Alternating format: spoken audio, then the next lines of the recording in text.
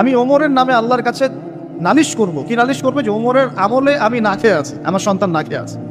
কথা বুঝতে পারছেন?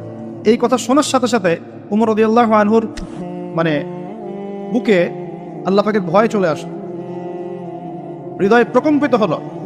প্রকম্পিত হওয়ার পর তিনি নিজে চলে গেলেন মদিনায়, যেটাকে বলি আমরা বাইতুল মাল, মানে রাষ্ট্রীয় সম্পদ যেখানে থাকতো ওটাকে বাইতুল মাল বলা হতো। সেখান থেকে একটা আটার বস্তা নিজের কাঁধে উঠিয়েছেন, উঠিয়ে নিজে পায়ে হেঁটে ওই মহিলার বাসায় যাচ্ছেন। তার পাশে থাকা একজন সাহাবী, তিনি বলছেন, তার নাম আসলাম রাদিয়াল্লাহু আনহু, তিনি বলছেন যে ইয়া আমিরুল মুমিনিন, হে আমিরুল মুমিনিন, আমাকে দিন, আনা আহমিলুক, আমি এটাকে বহন করে নিয়ে যাই, আপনি চলেন সাথে, সমস্যা নেই, আমি বহন করে নিয়ে যাই অ্যাটলিস্ট। তখন উমর রাদিয়াল্লাহু আনহু বলছেন, দিলের কান দিয়ে শোনেন কথাগুলো, উমর রাদিয়াল্লাহু আনহু বলছেন, হাল আনতা তাহমিলু উযরি ইয়াউমাল কিয়ামা, তুমি কি কিয়ামতের মাঠে আমার পাপের বোঝা বহন করবে?